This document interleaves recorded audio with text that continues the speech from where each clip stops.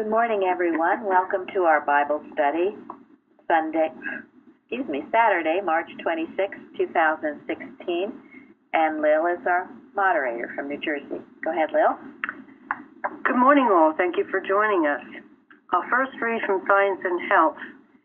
The scriptures imply that God is all in all. From this follows that nothing possesses reality nor existence except the divine mind and his ideas. The scriptures also declare that God is spirit. Therefore, in spirit, all is harmony, and there can be no discord. All is life, and there is no death. Everything in God's universe expresses him. The topic is the Canaanite's daughter healed and faith. And the readings are from Matthew 15, 21 to 31, and Matthew 9, 18, 19, 23 to 26. And the first question is, who was the woman from Canaan?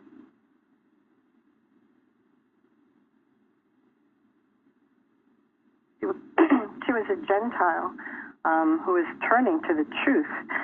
She asks for mercy and acknowledges that Jesus is the Messiah, the Son of David. Matthew Henry said that she was a humble, believing soul, and she believed in the goodwill of Christ.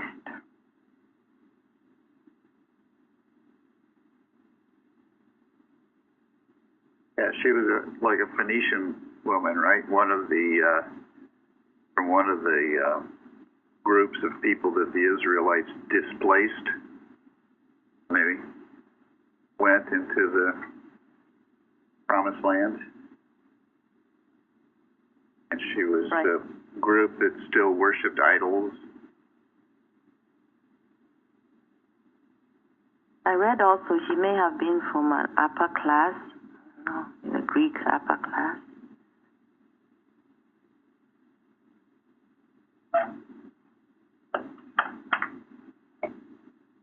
I have a quote, I'm sorry. Oh, please.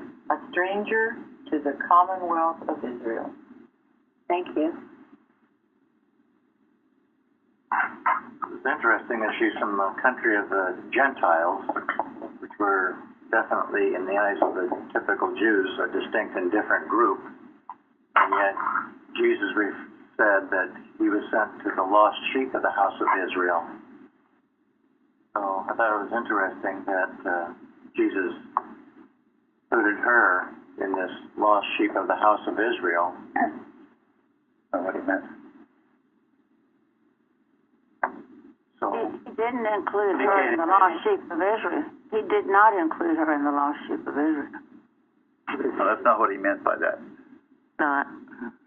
No. Oh, it isn't? No, he was telling her that she was not part of that group. Yes, that's what I That's meant. what Fairley was saying. Yeah. But I think what Bruce is saying is, in other words, when you have faith, it doesn't matter. And this is what the demonstration was about. He healed others, the Gentiles, even though they had that faith. Oh, that was the ultimate outcome, but he was roughing her up before. Yeah. He was deliberately roughing her up. That's the truth. That's the ultimate truth, yes. But he wasn't acting that way. Was it maybe just demonstrating that God is not a respecter of persons, that he could heal this woman, even though she was not part of a group, of a select group, but she had faith enough to believe that healing could occur. I don't know. That's absolutely right. That is the ultimate. But in the beginning, he was roughing her up, acting like she was just a dog, as we will get to. Testing her. Yeah, we're kind of moving along here on the questions quickly. Well, let's just point out. I think it's helpful to point out. He went to Tyre and Sidon, which is really where Lebanon is. Okay. So he'd left, the Israel, and those two cities have been around for a long time. So they're mentioned throughout the Bible. And since she's a woman of Canaan, so, one way to look at it is that, these are the people that, Joshua and the Israelites were supposed to kill, So, Exactly. Yeah. Different country, people that they were supposed to have killed a long time ago, People who worshipped something other than, the true God, They had some horrible religious practices, Right. Canaanites, the Canaanites, Right. So. Yeah, they had been the worshippers of Baal. It said it was Greek cities, but very, very different from the Jews and the one God. What was Jesus doing there? Why did he go there? Could it be probably the same way he went to Samaria? Yeah.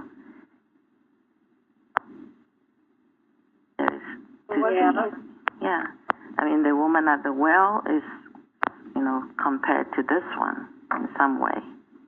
Yeah. How she could see the Christ even though she was a Gentile, while some of them who were supposed to be Jews and to know didn't get the sense that he is the son of David, the Christ here.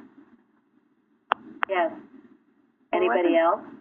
Wasn't he leaving an area where... Okay, let's go with Dale first. Go ahead, Dale. Wasn't he leaving an area where they just wouldn't accept him, where they were supposed to? He was to bring a message to the people, and they just rejected him. And so it says when Christ is rejected, he's not going to stick around. That's what I read too. Who else was trying to speak? Hey, Shardy? Oh, that was... Oh, who is that? No, I was just going to say pretty much the same thing, that he was rejected by the religious leadership of Israel. And then when he left the country. Yeah, no, that's what I read too. He was rejected. In fact, in the previous chapter, who was beheaded? John Baptist.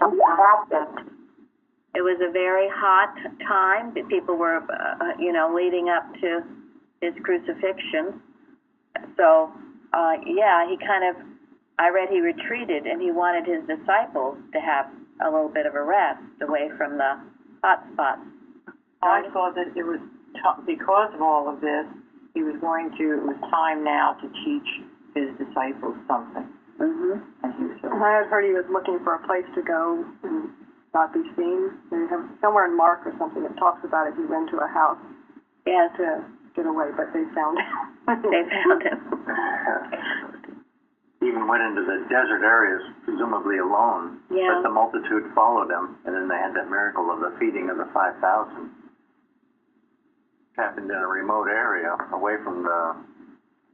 So they thought was away from the action, but that was the action. Yeah, he was led by God everywhere he went. So let's not forget that it was God leading him. Yeah, and it was time. He needed a little bit of a break from the from the danger and the persecution and that he was subjected to in Israel. And he said, it's something about prophet has no respect in his own country or something like that. Yeah. Yeah, there was nothing he just idly did. He everything was God directed. So he was sent there. He was led there to go for many reasons, as we've all talked about, and certainly as Shardy mentioned, now to teach his disciples a lesson. So did we cover thoroughly who she is? Well, one go ahead. on the woman was that being a woman, she had absolutely no status. Thank you. Yeah. Who else? Was someone else trying to speak?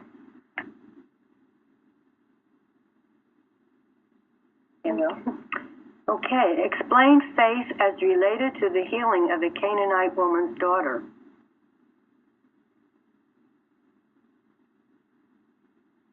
We've touched on it, but let's get into it a little more. I was thinking, since she had come from a land where they sacrificed children, this woman really demonstrated her love for her daughter in coming to Jesus, and in her persistence, he was testing her faith, and she would not give up. She was importunate. Thank you. She knew that her idols weren't doing anything. Obviously, his fame had spread because she addressed him by the right title. She knew who she was. She expressed humility and faith just in the way she reached out to him, son of David. I mean, one thing I read too, that she had no resentment or anger about her silence from Jesus, so she really believed in what she was doing, saying. Yes. And she had. Go ahead, Florence. No, I was just going to say she had such courage, to still go ahead. They said, turn her away and all those things, but she persisted, probably like others in the Bible. Persistence because you've seen something. She knew what she saw in Christ Jesus, that he could heal her daughter and was not going to be put off by anything else. Right. And she was in dire need. Her daughter had a devil. I mean, she was possessed, and so she was really in dire need. Yeah, and Matthew Henry, and this can bring it home. Matthew Henry says, "Have you a son or daughter grievously vexed with a proud devil, unclean devil, malicious devil, led captive by him at his will?"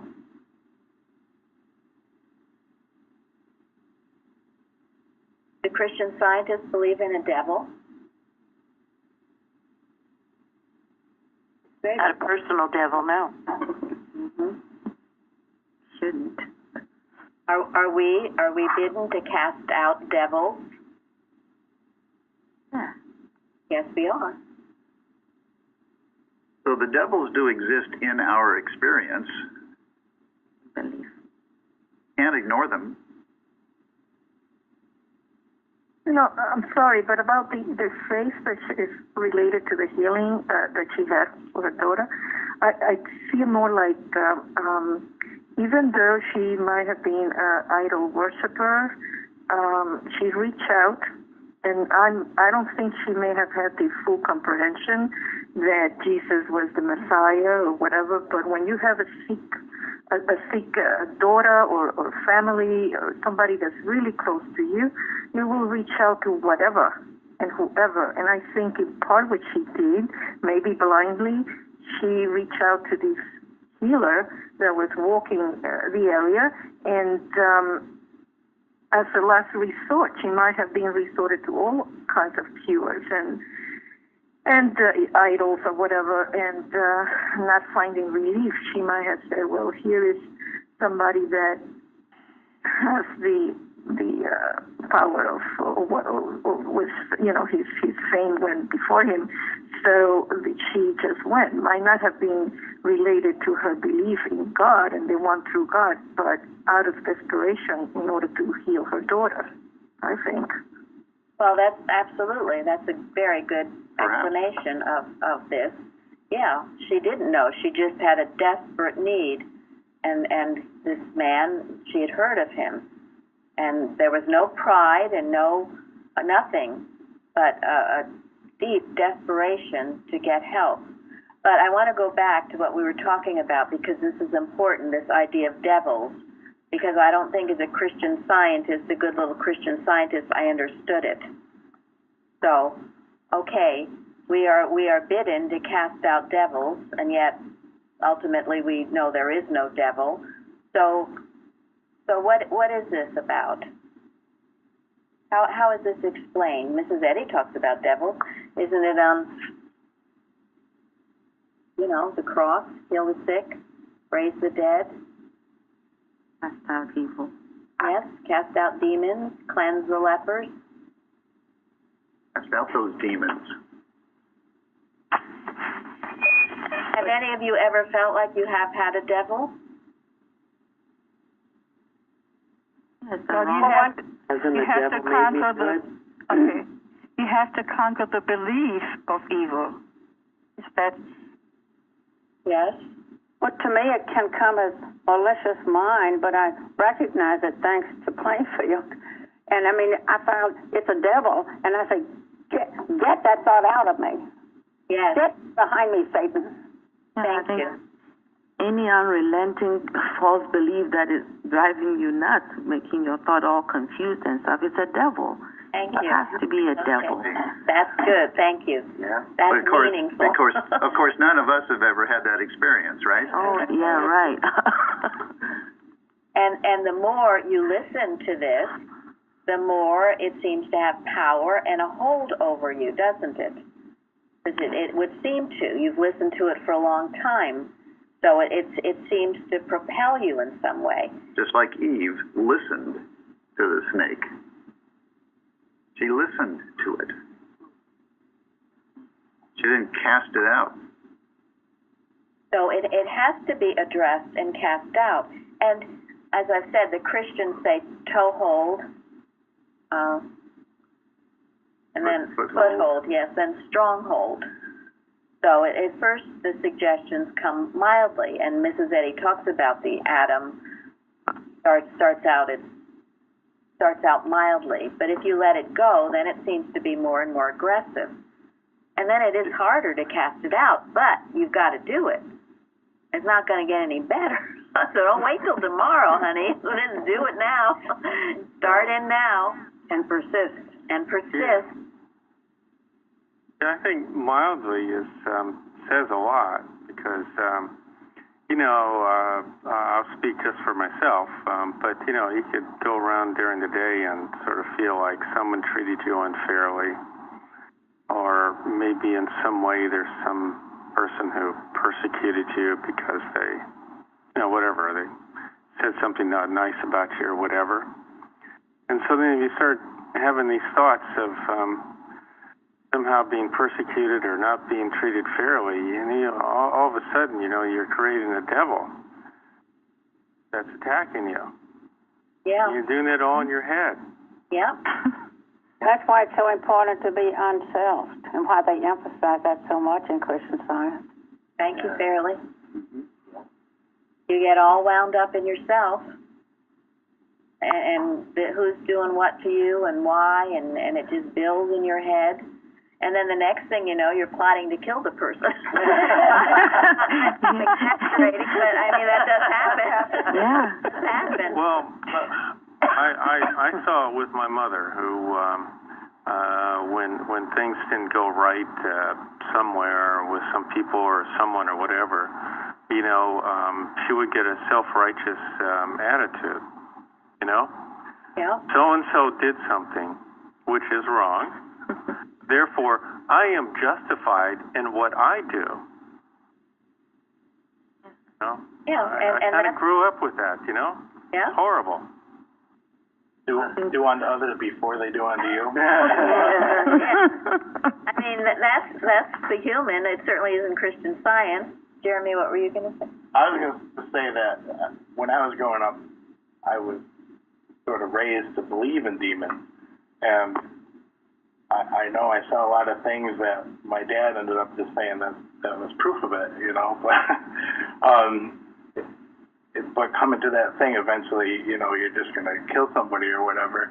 That's you have to break that chain and take responsibility for your own actions. You can't just blame it on them. Yeah. But it is, and I think maybe Florence originally said it, it's aggressive mental suggestion, that it's very, very aggressive. If you think it's not aggressive, well, all of you know who've heard the voice know it's aggressive. That's why you can't be nice and kind and sweet to it. You got to be equally as tough as nails. And this is what I see and I saw with myself in the culture. Oh, you're not supposed to be tough as nails. You're not supposed to be loving all the time. That's what Lady Esther said about Hitler. So it comes, and it will come relentlessly, and you have got to dig your heels in and cast it out. Better to do it early on, but many of us have grown up with aggressive mental suggestions. You know, it seems what we maybe God is. Who was saying their parent just told me that? Tom. Yeah, Tom. So he saw it. Of course, he had enough good sense to know it wasn't true. But maybe if he didn't, or, you know, people have a drinking habit or other bad habits that seem to control them relentlessly. That's a demon, a devil. You know, that was so insidious because whatever actions you took and being self-righteous was done from the standpoint that the other person was wrong and you were right. Mm-hmm. So we're so wrong. Yes.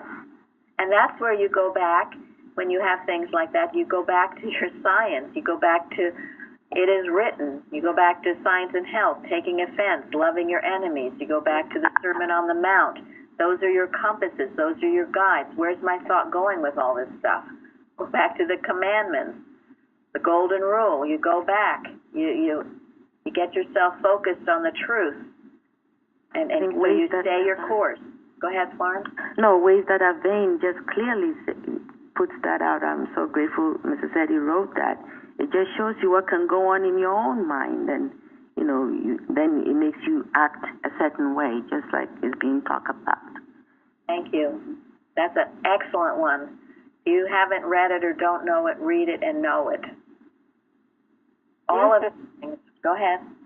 Eustace has an article that I've used continually called on Felton, and he says, never be disturbed by what someone does or doesn't say, does or doesn't do, and I've added, thinks or doesn't think what you think someone else thinks.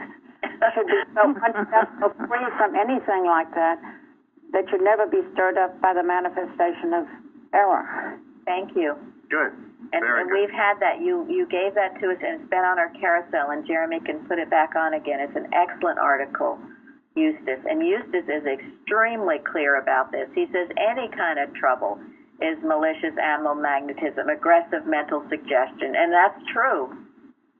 What have you taken in? What's that voice talking to you? And if it's not the voice of a loving Father, then you cast it out. The sooner, the better. So now you cast out your own demons. So when you get fairly good at that, then you are able to see the demons in others to cast it out as well, as in the case of Christ and Mrs. Eddy and certainly many others. And can you do it in a nice, sweet way? No. Mild methods don't work. And I say that because I have experienced trying mild methods and seeing that they don't work, and appreciating the not so mild methods that were used on me that worked, at least to a certain extent. And when you are in that right mind, the mind of Christ, and you have cast out demons in yourself, when someone else is voicing a demon, it is really very hard to keep your mouth shut. And that's a good thing. And that's a good thing because it's not a personal offense, it's an offense to God. Exactly. And when it's an offense to God, you have the divine right to stand up and cast it out. And wisdom will direct you as to how to do it. And if you can say, oh, Jeremy, stop that, please. Well, good. But usually when that person is in that state of thought, they don't listen to that. It does take a 2x4. You got to get their attention. And you whack it, and you whack it hard.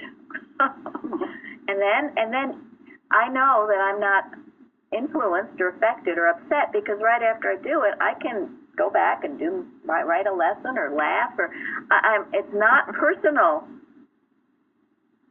Now, if it were personal, I would say, oh, Jeremy, it's just a mess, and I'm not going to say anything to him. I'll hurt his feelings, and this is just the way that poor guy is. Now, that is what's wrong. Okay, when you impersonalize it, you know it wasn't true for you, so you know it's not true for him, and you just go after it. And that strength has to come from within. It does, from God within, but it's God. Only God can do it. Now, if you do it because you're just really angry and you have personalized it and you think that Jeremy's a stupid jerk and I'm just so mad at him and if he does this one more time, I'm going to wring his neck. Okay, now that's wrong, too. And that's probably because you've let this error go on and it's built up in your mind and you haven't met it. You should meet it early on before you get so furious. Okay, so this is important, and this is the demon. So if you have a loved one, a child who seems to have a demon, then you've got to be willing as a parent to impersonalize that and cast it out. And with God's grace, you can. So to summarize, she was desperate. Her idols that she had been taught to worship, she didn't have any faith in them anymore. And whether she was just in the right place at the right time or whether she recognized the Christliness of Jesus, she went after it. And she had faith in it, whatever it was. And that was more faith than where he'd come from. The Pharisees and everything else, they were giving him a hard time about everything. I think she must have been sent there, too. Yeah. I don't think she just happened to be there at the right place at the right time. Yes. I don't think so either. No. And remember that when your need is great and you are reaching out from the depths of your very soul, God will give you what you need. It will appear. The lesson, the teacher, the page number, the whatever, the angel thought, it will come when in the depths of your being you are crying out to God for help with a sick child, a troubled relationship, a lack of supply, whatever it is. God meets that need because that is what God does. The need is already met. Just a matter of aligning yourself up with it. And that's what this woman did. With the depths of her soul, she had a need, and the Christ appeared before her. And she knew it, calling it, "O Lord, Son of David," from the depths of her heart. And I think Pilar did a very excellent job of describing that. She didn't know who or what or why. She just knew it was something. And she wasn't just mindlessly begging for healing. I mean, she really thought deeply about the response that he gave to her. I mean, she did not argue with him when he called her a dog. She acknowledged that she had the lowest place. One commentator said she had the lowest place in God's household. She obviously was not a daughter of Abraham. She didn't argue with him about it. I mean, she thought deeply about what he said, and her response was very intelligent. She thought, well, in the household, there are many, including the dogs, that get fed the crumbs from the table, and that she had faith that even something that small could heal her. So that this great faith, that humility and this great faith that this small morsel of Jesus' mercy would heal her daughter. Thank you. That goes on to the next question. Go ahead, Liz. Next question. Shall we? What did Jesus mean when he said to the Canaanite woman, "It is not meet to take the children's bread and to cast it to dogs"? Started to get into that. Yes, you did. Thank you. Pearls before swine. What was that? I said pearls before swine. Mm-hmm. No? I thought it was interesting that dog was in the Bible dictionary from 1884, and the dogs used to run wild, and but they were referred to in the Bible for reproach and humility. So I think everyone knew that dogs were on the bottom of the rung, but it wasn't a personal thing. It was just everyone knew that a dog represented humility when it came to oneself, and I think Jesus was recognizing that she had total humility at that point, and she did too. She was willing to be completely humble. She had nothing to lose and everything to gain. Yes, thank you. But he was testing her. He was. Wasn't he? Right. Yes. Yes. Yes. He was telling her that it's not right to waste the precious truth on those who can't appreciate it. But she didn't take offense when he used the term dogs. And can you ask yourself, would you, if someone called you a dog? Maybe. Ask yourself that this is the acid test. Would you? Would Good you? point. I don't want to know the answer, but would you? Well, Say, oh, well, she didn't. She was humble. But would you? Would you take that like that? He was calling her a dog, and he wasn't being nice about it. He wasn't. He was rebuking. He was insulting her. He was. In public. Insulting her in public. Publicly humiliating her. That's a tough thing to take. You think about it. It's easy to say, oh, yeah, she took it and isn't that great. How about everybody else? Would you allow yourself to be publicly humiliated? I think in this case, her love for her daughter was greater than her pride. Thank you. I think she also was, I know, it was he humiliated her, but on her side, she probably was thinking, well, I don't care what he calls me. I want my daughter healed, and I'm just going to stick to him until something happens. I think she was more that desperation that, it doesn't say whether this was the only child she had, but and even nowadays, when you have somebody that, is in that kind of need, you will do anything, and it doesn't matter if they call you what they call you. You're going to pursue it. And I think that's what she was doing, even though he was testing her or whatever. Well, it would have set it off.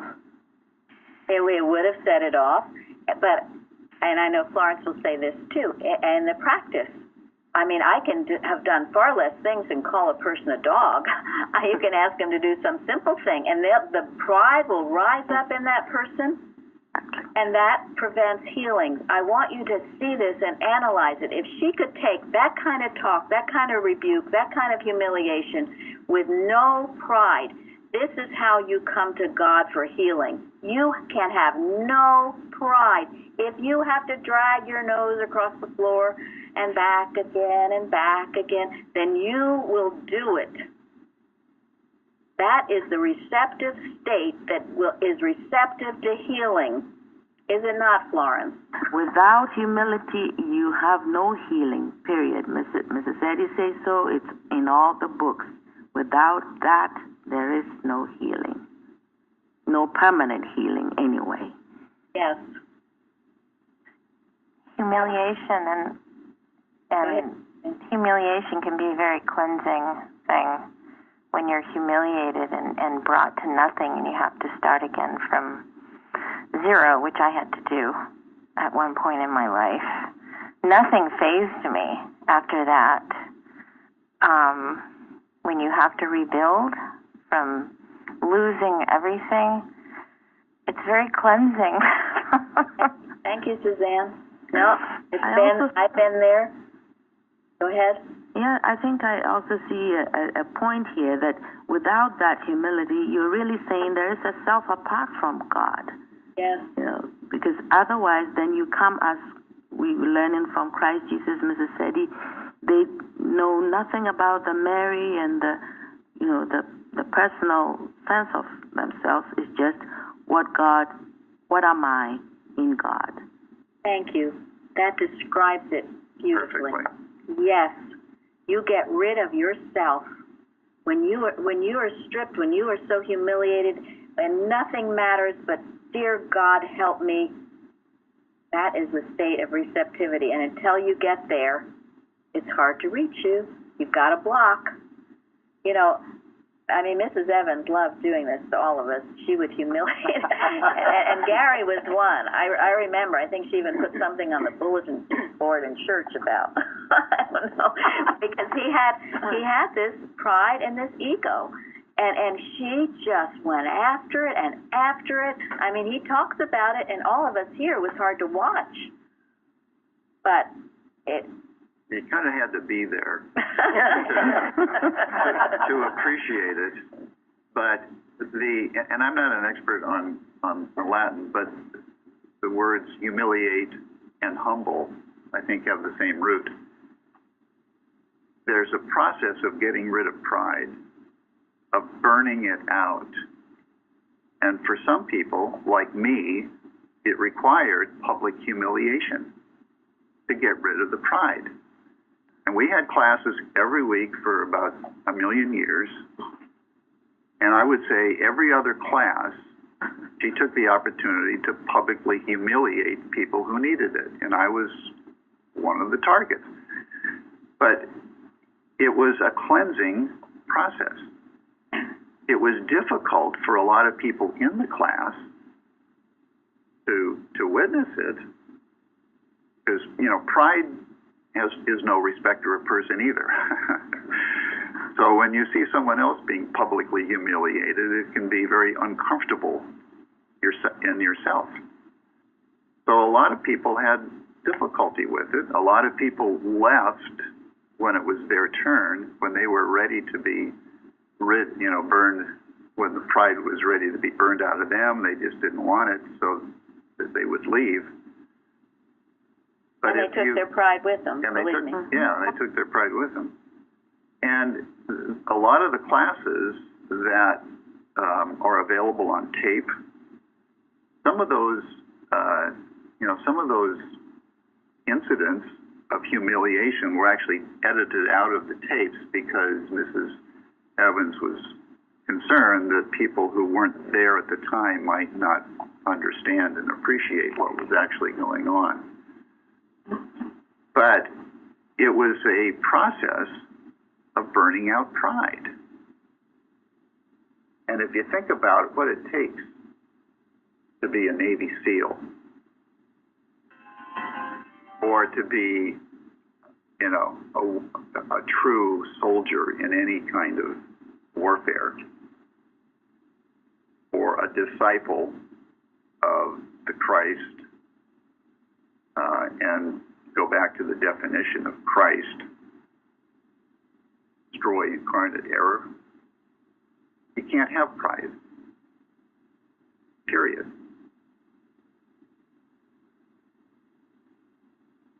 And this is what I think was one of the most difficult things for Mrs. Eddy to inculcate in her students, was the need to burn out pride.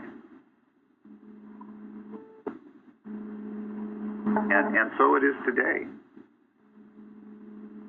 Because when you see what's going on in the organization that is bowing down to Boston, what is it that keeps people from growing spiritually and healing? A lot of pride. We talked a little bit about it last week, the idea, and I talked to a few of you this week about, who you were taught by, how many healings you've accomplished, now wink, wink, and how great you are. It's so incredibly dangerous. I'm telling you, if you don't know that it's God and God the great healer and that you are nothing without Him, it would try to creep up, and it's so obnoxious. God forbid it and ever enter this church. And so, these are the lessons from this woman. She was willing to be humiliated. She didn't care. I mean, basically what he was saying, the children, those were his disciples. I'm teaching my disciples, you're just a dog. Why should I give you anything? he was emphasizing the fact that they were something great and she was a Canaanite. I mean, he was rubbing it in, and yet with tremendous compassion and love, he knew exactly what he was doing, and there was no sense of hatred or bitterness or resentment or racism, because that was one of the commentaries that some people thought Jesus was a racist. Anything but a racist. He was going in and healing. The hidden graces of God were at work. He was the master teacher. And he just did it. Everything he did was just amazing. And these Bible studies where we delve into it, they're so incredibly helpful. And she took it all. She was willing to take it all. And because of that, what happened? Her daughter was healed. At a distance, too. That's remarkable. Right. Mm-hmm. He didn't even go there. It's an amazing... Go ahead. A couple of things to build upon that is that I think this was also the way he dealt with her was teaching to the disciples, because he didn't, he waited for her to make the next move by not speaking, and by showing how by society she was considered lowly, that he was willing to, more than happy to accommodate her need. So it was a great teaching moment for them. Yes. Then on the other side, there's that recognition, and then as Gary spoke to it, it's what do you do with that recognition? I think everybody has a certain amount of ability to recognize the Christ in Christ Jesus or in Mary Baker Eddy, because we read in the Mary Baker Eddy series and people's histories of their meeting Mrs. Eddy, how when they came into her presence, there was, or even before they came into her presence, there was this overwhelming spiritual recognition of her. But then it's what does the person do with it? Are they opposed to it and leave, or do they accept it and become subservient to God through Christ Jesus or Mary Baker Eddy? That's a very good point, and Mrs. Eddy speaks to that in Science and Health when she says that people misunderstood the discomfort that they experienced when they came into Jesus' presence. It's uncomfortable to come into the presence of a highly spiritually minded person, because what happens is the error that's been hiding in you comes to the surface and doesn't like it. The demon. So when you feel that discomfort, that's a good thing. And it makes all the difference in the world, as Mike said, what you do about it. If you don't like it, and if you react against whatever is causing it, then you are feeding the demon. But if you recognize that there's something within you that's ready to be healed, and acknowledge the Christliness that is bringing it out, you will be healed. And that is what this woman did. It couldn't have been comfortable for her to be there and have this conversation with Jesus. He was willing. He with her whole heart. Yeah. Matthew Henry said something about, wait a minute, just lost. A proud, unhumbled heart would not have borne this, meaning what Jesus said about the dogs. But she turned it into an argument to support her case. I thought that was an interesting... Yes, and she was intelligent enough. She had great intelligence. She took what he said, and yes, and he respected that. She wasn't, you see, if she had been offended by it, she couldn't have thought so quickly on her feet. But she wasn't offended. She wanted whatever he gave her, she would take. Whatever little crumb, yes, even that, even an insult she would take and use it. Whatever you give me, I will take it. One of the commentaries said she was willing to become less and less so that Christ could become more and more. Beautiful. And that's what happened. And I just want to say briefly, too, we talk about Mrs. Evans and the classes and other things, and sometimes people wish, they want to hear the tapes or do all this. Well, we are giving it to you in a new form in this day and age. I don't think we can go back and relive what was then and there, except to give it to you in these different ways, which we are, and we are feeding you in this way. So whether we ever allow any of those tapes to come forth, I'm still undecided about that. You're getting it now in the fresh, new, right form. There are a few of you who received the tapes in the past, and many of those who were here are no longer here because it was so hard to take. So be careful what you wish for. Okay? Be ready. Yeah, be ready. I mean, even listening to it can cause chemicalization. The tape was uncomfortable. Yes. It could be real uncomfortable at times. I know. I listened to I was getting the tapes, and boy, to think that you edited things out is really amazing. You should hear what was left in. Same with you. Yeah, if you think what you heard was tough, the really tough parts were edited out. Yeah, I think most of the really tough parts were edited out. I can remember countless times telling another gentleman who did the recording, chop that out. Of course, he would spend time afterwards to... People were here till 2 in the morning working on these. Yeah. So, getting these tapes ready. Yeah, and we did them every week for I don't know how many years. So long time. So they were classes? Well, similar to the round table almost. Yep. Every either Monday Bible and then science and evening health. or Bible and the lesson, we would go through it line by line every week. I feel it's a good thing that the teaching progresses because, like, Peter and the disciples, they didn't give the Sermon on the Mount over again. Exactly. Exactly. Well, you're also getting it in the context of the need of the day and the moment, and the person and individuals and where their thought is at. Yes. The context. Yeah. Paul wasn't a disciple. He wasn't. No. He wasn't. And he wasn't taught directly by Jesus. He was taught by his disciples.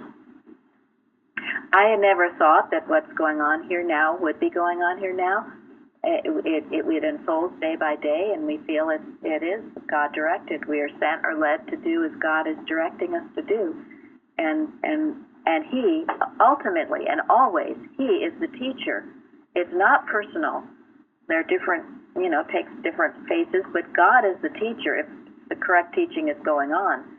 And those of us all here are praying to get ourselves out of the way so that we do hear God's word, God's voice, what God wants for his children today, tomorrow. God is the teacher, always. So, okay, Disney, go ahead. Number 4. Okay. What is another example of faith in the lesson?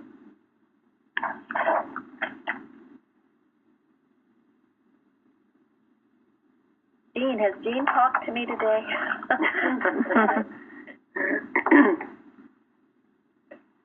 Are you there, Jean? She's on. Well, we can't hear you if you're speaking. Anyone else who hasn't spoken? Elsie? No. What's the other story in the lesson? With the faith of the ruler of the synagogue, and Henry said, whose faith condemned the unbelief of the rest of the rulers. Interesting. Interesting, yeah. His daughter had already died.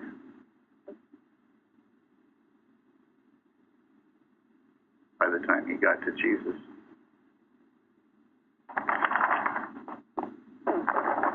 Yes. I thought it was interesting that this was a totally different scenario than the daughter from the woman from Canaan, that he was teaching a completely different lesson. And the writer of the lesson put these together with the idea of purification, like you were just talking about there. So it's a master lesson here for us. And to look at the two, don't have to compare them, but to see the difference is a beautiful, beautiful thing to understand what the Christ was doing. Thank you, Shardy. That's, I think, partly what Lillian was getting at. You want to read your next questions? We've kind of hit on it, but why did Jesus not respond immediately to the Canaanite woman, but did respond to the ruler with the dead daughter?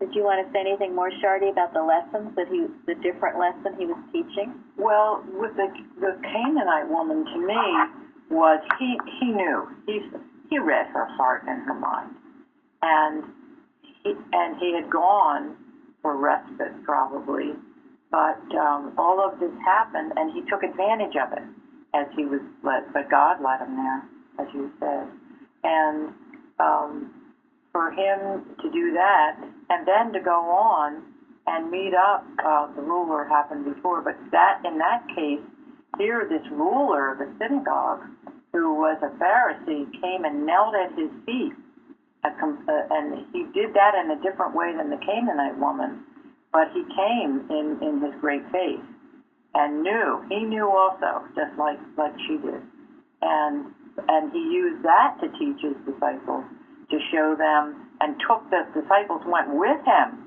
and he actually touched this child, and she rose, of course, and he didn't, but with the Canaanite, he didn't even have to go there.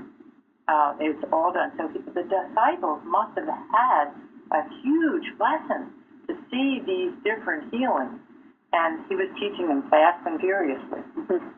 Thank you. Definitely. Yeah, thank you. I think that's an important point. I think that he was teaching the disciples, different lessons, different situations, Yes. So it wasn't so much the person wanting the healing. It was, he was teaching the disciples. And Mrs. Eddy says that in the textbook, doesn't she? This Jesus' mission was not just for the physical healing, but it was to demonstrate the principle. And I don't have the quote exactly, but it was to demonstrate the principle. And also the message that it is for all mankind, it's for everyone. Here's someone who supposedly wasn't to believe in the Jewish belief in one God, this God, the mission of Christ Jesus. But he proved this to them. Yeah, and that was very, very, very important point, that God is no respecter of persons. And to think, and that too, I think when I was part of the culture, there was a little feeling of, we're this elite group who knows stuff that other people don't know. Mm-hmm. It's awful, terrible. And yet many, many, many others were more Christian and practicing a better way of life than some of the so-called Christian scientists. God is no respecter of persons. And that's why I go back to not calling Christian Science a religion. It's the rules and principles of the universe, and anyone, anywhere can demonstrate, and they are demonstrating. And woe be to anyone who limits it to so-called Christian scientists. So an organization or a box. Yes. As Joseph likes to think. I thought it was interesting that the Canaanite woman asked for his help, knowing he was the Messiah. But the ruler said, "Touch my daughter, and she'll be healed." But the Canaanite woman didn't. There was nothing physical. Right. It was all in the power of God. Yes. And the ruler was looking for, touch, had to touch it, otherwise it wouldn't happen. And when he raised her, he didn't touch her. He put his hand out. There was no physical. Thank you. You know, I think one of the things that Jesus was teaching was that the healing, you don't look to Jesus for healing per se. Like you would say, I'm going to seek a Christian Science practitioner for healing, so that it's only for the sake of healing. Not sure if I'm articulating this, but in other words, Christian Science is not some other form of healing. And if we look at it that way, then we don't understand. Right, that healing is merely one aspect. Well, the greater, not just about healing. The greater purpose, as Mrs. Eddy said, is to take away the sins of the world. Yes. Right. So, for the Canaanite woman, he said that he recognized her faith, so that that's what was important.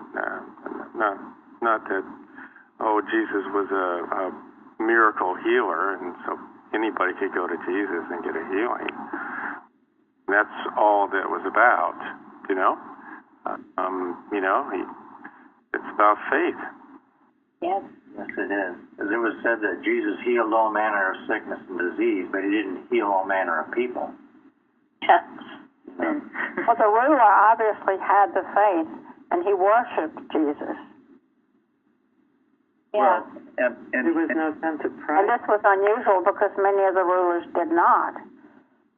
And he was a leader, so that was important for the mission of Christ. Yes. Yeah, and he was a Jew. He had been taught what was then the highest religious belief in the world, and he demonstrated his faith by coming to Jesus after his daughter had died and asking Jesus to heal her. Whereas the Canaanite woman was not a Jew. She was from she had been taught to worship idols. And the lesson he was giving his disciples, thank you, Shardy, he was teaching them that it requires great humility and great faith in something other than those darned idols to be receptive to the truth. And he's very strong. His faith was very strong, and it was arresting that he said, lay thy hand upon her, and she shall live. I mean, he totally believed this, even though to him, his daughter was dead. Right. What did he do to the people that laughed him to scorn? He kicked them out. Put them out. Yeah, and why did he do that? Because they didn't have any faith. Their belief would have kept her dead. And he kind of dealt with their belief because he said, she is not dead but sleepeth, and they laughed him to scorn. He broke the mesmerism, kind of. Yeah, that was prevailing. For the daughter, he did, right. Remove the opposition. Mm-hmm. Yes. That's the key. It's opposing. It's not just indifferent, it's opposing. Mm-hmm. Are you willing to do that? Are you willing to do that? If there's something that needs healing in your home, are you willing to remove the opposition? Sure. Gosh, yes, you need to do that. That's hard. Well, first of all, you have to know what the opposition is. And what is the opposition? It's disbelief in the healing work. Yes. It's the human mind who's poo-pooing it and disbelieving it. It can be highly contagious. It's what the whole human scene is saying. Oh, that can't be done. You can't do that. It's impossible. So that disbelief has to be kicked out. If you need to kick out a person, then you might need to kick out a person. That's why if you are in a home and there's a healing needing to take place, and you have something very, very disturbing in that home, it needs to go. And a practitioner will know that. I mean, and there are cases if people refuse to do that, it's not a good thing. It's not a good thing. You've got to be willing, again, to be as the Canaanite woman. Do anything. Strip yourself. If you've got to kick out Aunt Tilly, you will kick out Aunt Tilly. You don't care. You're going to do whatever it takes for that healing. You've got to be willing to have that state of mind. Hopefully that doesn't mean taking out a person, but I know in some cases where it has. I know of a healing with, in our family where someone had to leave the home because he was opposing the healing that needed to take place. And it had to be done, and it was done. You have to be willing. One other quick point, I think there were only 2 individuals in the Bible that Jesus referenced to their great faith, and they were both non-Jews. It was the Canaanite woman and the centurion aimed for healing of his servant, and that neither of them seemed to need Jesus to be there physically present to touch that individual. Thank you. Which just goes to show us. Yeah. He's not a judge of anyone. And in the case of the centurion, he said, I have not seen so great faith, not in Israel. Not in Israel. Everywhere.